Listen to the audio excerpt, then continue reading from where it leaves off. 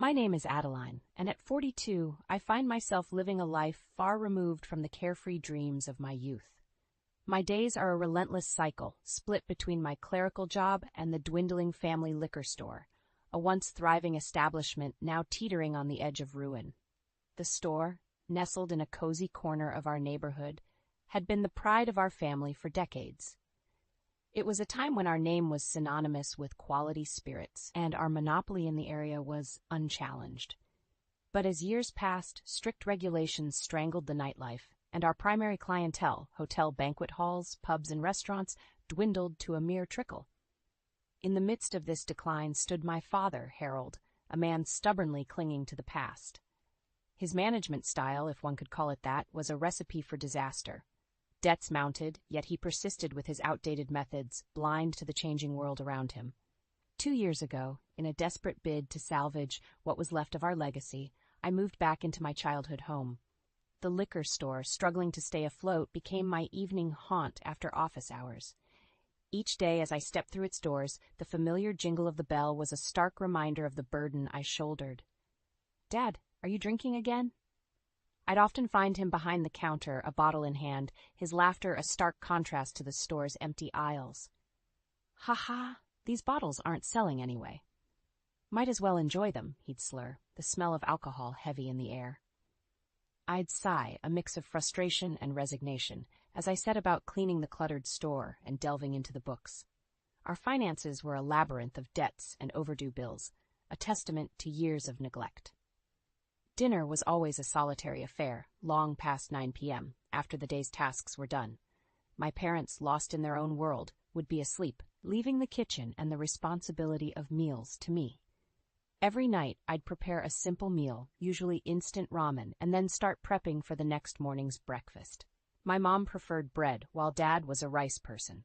It was a small detail, but in our household, even the smallest preferences were my responsibility. Weekends, which should have been my respite, began at the crack of dawn, thanks to my mother, Irene. "Adeline, make your father's miso soup quickly," she'd demand, her voice cutting through any hopes of rest. "Why can't you do that, Mom?" I'd protest, only to be met with her sharp retort. "Why should I have to do the housework when you're here? Now get up." I had always been the meticulous one, the daughter who naturally took on chores and responsibilities. It started in high school, and by the time I graduated, I was the family's backbone. Tired of this endless cycle, I had taken up the office job right after school, hoping to escape. But escape, it seemed, was a luxury I couldn't afford. The liquor store's debts, a staggering $3 million, loomed over us like a dark cloud. Living frugally became second nature to me. $1 cosmetics, homemade lunches, enduring the cold to save on heating, all in a desperate bid to keep us afloat. One day, as I suggested leveraging the internet to boost sales, my father's response was as predictable as it was infuriating. "Our old way is the best way. I'm not the problem, the world is." His words echoed in my head as I juggled household chores with my attempts to rejuvenate the business. There was never enough time, always a step behind, always just out of reach of a solution. But I was determined. Against my father's resistance, I started online classes, selling rare alcohol from our store. This innovative approach was a hit, especially with restrictions limiting people's movements. Slowly, the business picked up. It was a glimmer of hope in an otherwise dark tunnel. But as our store's name gained online visibility, so too did my workload increase. Free time became a distant memory, yet I pushed on, believing it was all for the greater good. That belief, however, was about to be shattered. The rhythm of my life was an unending dance of duty and disappointment. Each day, I awoke to a world where my efforts seemed invisible to those who mattered most. My family's store, once a symbol of pride, had become a chain around my neck, dragging me down into an abyss of resentment and exhaustion. One particularly grueling evening, I found myself sifting through piles of overdue invoices, the numbers blurring before my eyes. The store was silent, save for the occasional clink of a bottle as my father, Harold, indulged in his habitual drinking. "Dad, we can't keep going like this. We're sinking," I said, my voice a mix of despair and frustration. He simply chuckled, his words slurred. "Ah, Adeline, always so serious. Relax, have a drink. It'll all work out." His nonchalance was like a slap in the face. How could he be so blind? The weight of our debts was crushing, and yet there he sat, drowning his sorrows in the very product that was supposed to be our salvation. The following morning, as I prepared breakfast, my mother, Irene, sauntered into the kitchen. "Make sure you clean the house today. Clara and her husband might visit," she ordered, as if it were the most natural thing in the world. Clara, my younger sister, was the polar opposite of me. Free-spirited, carefree, she had floated through life on a cloud of whims and desires, always landing softly on the cushion of our parents' support. Even after marrying a man as aimless as herself, she continued to lean on our parents financially. As I scrubbed and cleaned, the bitter thoughts churned in my mind. Why was I the one to bear all this? Why did Clara get to live a life of leisure while I toiled away? Later that day, as Clara breezed into the store, her laughter echoed mockingly off the walls. "Oh, Adeline, still stuck in this old place? You really should get out more," she chided, her words tinged with a carelessness that stung. I bit back a sharp retort, focusing instead on the task at hand. The store, now a little busier thanks to my online efforts, demanded my full attention. But Clara's words lingered, a painful reminder of the life I could have had. That night, as I lay in bed, the exhaustion of my double life weighed heavily on me. My parents' indifference, Clara's thoughtlessness, the endless cycle of work, it was all becoming too much. A voice inside me whispered of change, of breaking free, but fear and duty held me back. The next day brought no respite. As I balanced the accounts, my mother's voice cut through the quiet. "Adeline, when are you going to settle down? You're not getting any younger, you know." I looked up, stunned. Was this really what she worried about? Not our failing business, not the crushing debt, but my marital status? "Maybe when our store isn't on the brink of collapse," I replied curtly, turning back to my work. Her scoff was the only response I received. As days turned into weeks, the strain began to take its toll. Sleepless nights, skipped meals, and constant stress left me worn and weary. But there was no time to rest, no time to breathe. The store, the house, my job, they all demanded more of me than I had to give. It was during one of these endless days that I received the news. Clara was pregnant. The family buzzed with excitement, a stark contrast to the chaos that was our reality. "That's great, the first grandchild," I managed to say, a forced smile on my lips. But my mother's next words were like a cold splash of water. "That's why you need to leave the house." I stared at her, disbelief and anger warring within me. "What? Why?" "You need to make room for Clara and her family," my father added, his tone dismissive. I was speechless. After everything I had done, sacrificed, endured, this was how they repaid me? A cold, unceremonious dismissal? The injustice of it burned my chest, a fire that threatened to consume me. But in that moment, something shifted within me. A resolve, steel and unwavering, took root. I would leave, but on my terms, and they would soon realize the true cost of their ingratitude. The decision to leave my childhood home, the epicenter of my lifelong sacrifices, didn't come easy.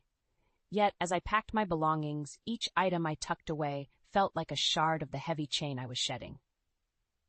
The house, once a sanctuary of family memories, had morphed into a prison of ungrateful demands and unreciprocated toil. In the midst of my packing, my father Harold stumbled in, reeking of liquor. "What's this? Planning a little trip?" he sneered, his voice dripping with derision. I straightened up, meeting his bleary eyes with a calm I didn't feel. "I'm moving out," I stated, the words tasting like freedom. His reaction was a bitter laugh. "Moving out? And who's going to run the store? Cook and clean? You think you're irreplaceable?" His words, meant to wound, only strengthened my resolve. "You'll have to figure that out, won't you?" I replied, turning back to my packing. The following days were a whirlwind of activity.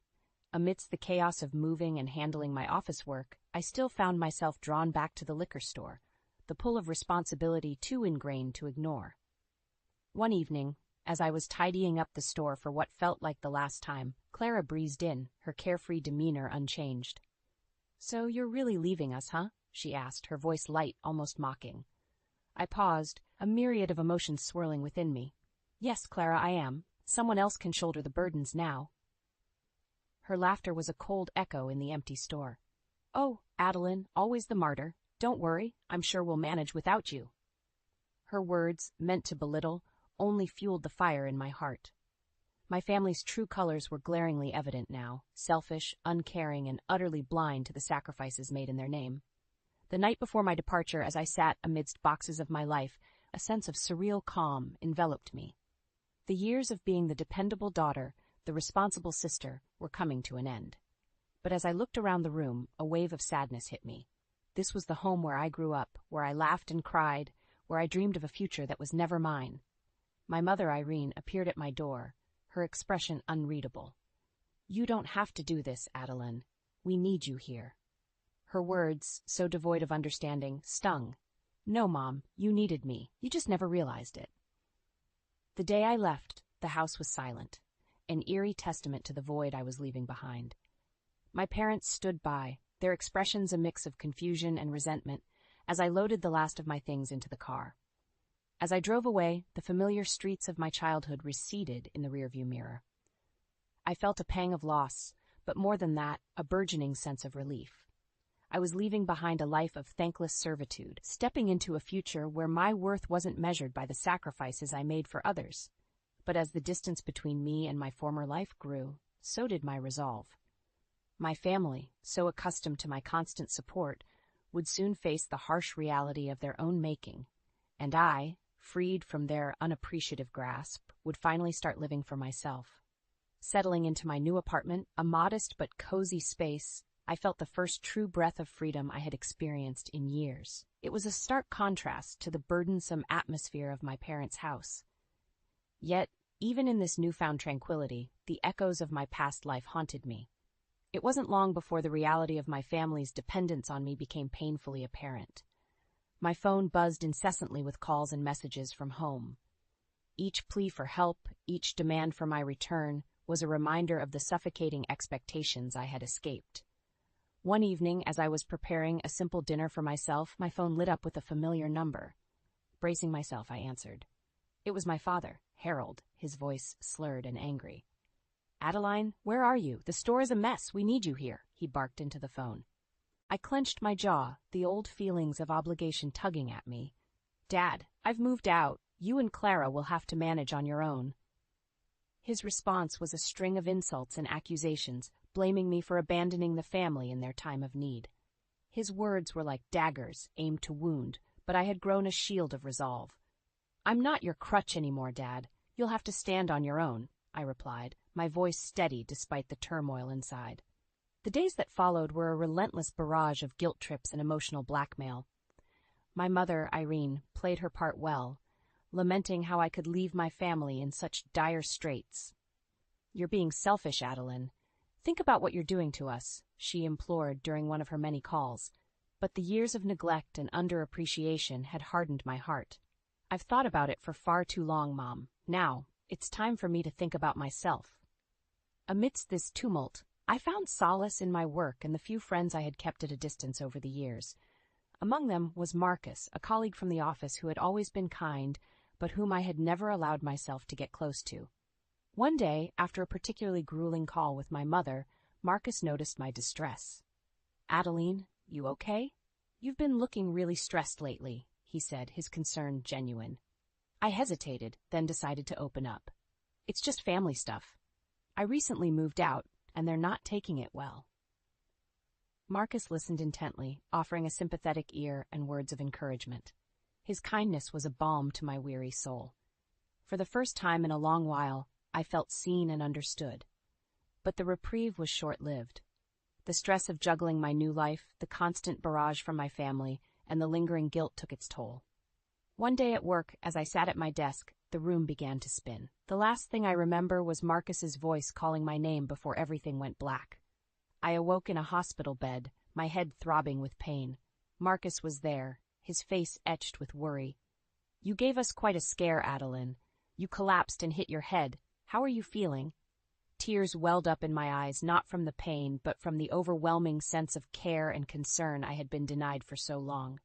"Thank you, Marcus. I don't know what to say." Marcus squeezed my hand gently. "Don't say anything. Just focus on getting better. And maybe, when you're ready, think about making some changes. You can't keep going like this." His words resonated deep within me. For so long I had lived for others, neglecting my own well-being. It was time to make a change, to live for myself. As I lay in that hospital bed, the realization hit me hard. My family's selfishness and dependence had nearly broken me. But now, I was on the path to healing and self-discovery. And I was determined to not let anyone pull me back into the abyss from which I had just crawled out. Recovering from the incident at work, I found myself at a crossroads. Marcus's words echoed in my mind, urging me to change the trajectory of my life. It was time to prioritize my health and happiness over the never-ending demands of my family. The decision was made. I would no longer be at the beck and call of my parents and Clara. This newfound resolve, however, did not stop the onslaught of calls and messages, each more desperate and manipulative than the last. One evening, as I sifted through my mail, a call from my mother, Irene, came through. Her voice was shrill, laced with panic and anger. "Adeline, you need to come back. The store is failing without you. We're struggling to keep up." Her plea was a twisted symphony of guilt and blame. "You're responsible for this mess. You can't just abandon your family." I felt a surge of anger, but it was quickly replaced by a steely calm. "No, Mom. I'm not responsible for the years of mismanagement and neglect. You and Dad made your bed. Now you have to lie in it." Her response was a mix of incredulous outrage and desperate bargaining, but I stood firm. The chains of guilt and obligation had been broken. As days turned into weeks, the frequency of their calls diminished, replaced by a foreboding silence. I immersed myself in my work and started exploring hobbies I had long neglected. Life was beginning to have a semblance of normalcy and peace. Then, one day, a call from Clara jolted me back to reality. Her voice was hysterical, a stark contrast to her usual carefree tone. "Adeline, you have to help us. The store is on the brink of closure. We're drowning in debt." Her words were laced with panic and a hint of realization of the gravity of their situation. But it was too late. "Clara, I warned you all. I can't fix years of mistakes and neglect. You need to figure it out," I replied, my voice void of the sympathy she sought. The call ended with Clara's sobs and pleas echoing in my ears, but they no longer had the power to sway me. My family had to face the consequences of their actions, the result of years of taking my efforts for granted. Weeks passed, and the inevitable news arrived. The family liquor store, once a cornerstone of our neighborhood, had closed its doors for good. The failure of the business was a harsh blow to my parents and Clara, a bitter taste of reality they had long avoided. I heard through mutual acquaintances about the chaos that ensued. My parents, unable to cope with their new reality, were consumed by blame and regret. Clara and her husband, faced with the harshness of responsibility, were at a loss, their illusory world shattered. There was a part of me that felt vindicated, seeing them finally reap what they had sown. But there was also a pang of sadness for what could have been if only they had appreciated and reciprocated my efforts. As I reflected on these events, I realized this was not just the end of the family business, but the end of a chapter in my life, a chapter filled with sacrifice and unacknowledged labor. Now it was time to write a new story, one where I was the protagonist of my own life. Life in my new world, unshackled from the chains of familial obligation, was a revelation. My days, once dictated by the whims and needs of my parents and Clara, were now my own. I relished the freedom, the ability to make decisions for myself without the cloud of guilt and manipulation that had hovered over me for so long. But even in this newfound paradise, the specter of my old life occasionally intruded. One day, as I was enjoying a quiet evening at home, my phone rang with an all-too-familiar number. The sight of it stirred a mix of irritation and curiosity. Bracing myself, I answered. It was my mother, Irene, her voice tinged with desperation. "Adeline, you have to come back. We're in trouble. The debt collectors are after us." Her plea, once capable of dragging me back into the mire, now fell on deaf ears. "Mom, I've told you before. I can't help you. You need to sort this out yourselves." "But we're your family. How can you abandon us like this?" she cried, the audacity of her words almost laughable. "Family?" I retorted, my voice cold. "The same family that took my efforts for granted, that kicked me out when I was no longer convenient? I think you've mistaken me for someone else." The line went dead, her silence more telling than any words could be. They were finally starting to understand the gravity of their situation, the consequences of their actions. Over the next few weeks, news of my family's plight trickled in through various channels. The once proud owners of the neighborhood liquor store were now pariahs, weighed down by debt and shunned by those they had once considered friends. My sister Clara, who had never known a day of hard work, was now facing the harsh realities of life. Her husband, equally inept at dealing with adversity, was no support. Their marriage, built on convenience and financial dependence, was crumbling under the strain. I heard about their heated arguments, their desperate attempts to find easy ways out, and their incessant blaming of each other for their downfall. It was a pitiful sight, yet a part of me felt a sense of poetic justice. They were finally experiencing a fraction of the hardships I had endured for their sake. But it was during a chance encounter at a local cafe that the full extent of their decline became apparent. Seated at a corner table, I saw my parents, haggard and worn. They were arguing, their voices a mix of anger and despair. I watched unseen as they laid bare the years of mismanagement and selfish decisions that had led to their undoing. The sight was sobering. This was the family I had left behind, a family that had never valued me until I was gone. Their downfall was of their own making, a direct result of their actions and choices. As I left the cafe, a sense of closure washed over me. I had moved on, built a life where I was valued and appreciated. The echoes of my past, though still lingering, were just that, echoes. They no longer had the power to dictate my life or my happiness. The chapter of my life, defined by thankless sacrifice and unreciprocated loyalty, was closed. Ahead lay a path of self-discovery and fulfillment, a journey I was eager to embark on. The days turned into weeks, and weeks into months, each passing moment affirming my decision to step away from the life that had once threatened to suffocate me.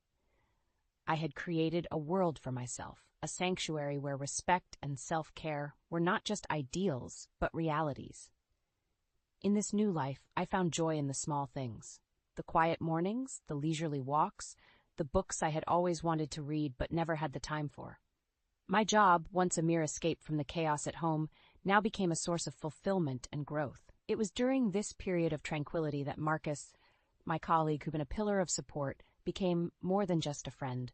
Our shared experiences at work and his unwavering kindness during my tumultuous times blossomed into a deep, meaningful relationship. One crisp autumn evening, as we walked through the park, Marcus stopped, his eyes locking with mine. "Adeline, you've changed so much since we first met. You're stronger, happier. I'm glad I've been a part of this journey with you." His words, simple yet profound, filled my heart. "Marcus, you've been my rock. I don't think I could have made it through without you." As we stood there, amidst the falling leaves, a profound sense of contentment enveloped me. I had come so far from the woman who lived only to serve the whims of her ungrateful family. However, the echoes of my past were not completely silenced. News about my family still reached me, each update a grim reminder of their continuous downward spiral. The once thriving liquor store was now a forgotten relic, its doors permanently shut. My parents, stripped of their pride and business, were a shadow of their former selves, embroiled in a never-ending cycle of blame and regret. Clara and her husband, having lost their financial safety net, were adrift in a sea of their own making. Their frivolous lifestyle, once sustained by my efforts, was now a distant memory. It was during one of my visits to the local market that I overheard a conversation about them. "Have you heard about the family that used to run the liquor store? It's a sad story. They lost everything, even their home," a woman said to her companion, shaking her head. "Yes, I heard. They say the daughter who used to do everything for them left and everything fell apart," the other replied, a tone of sympathy in her voice. I walked past them, a sense of vindication mixed with a tinge of sadness. My family had reaped what they sowed, a harsh lesson in the value of gratitude and hard work. But their fate was no longer my burden. I had released myself from the chains of their expectations and neglect. My life was now my own, a canvas on which I was free to paint my future. As I looked forward to my life with Marcus, a sense of hope and excitement filled me. We had plans, dreams to chase, a future to build together. The scars of my past would always be a part of me, but they no longer defined me. In the end, the greatest revenge was not the downfall of those who had wronged me, but the life I had built in spite of them. A life of happiness, love, and fulfillment. A life truly worth living.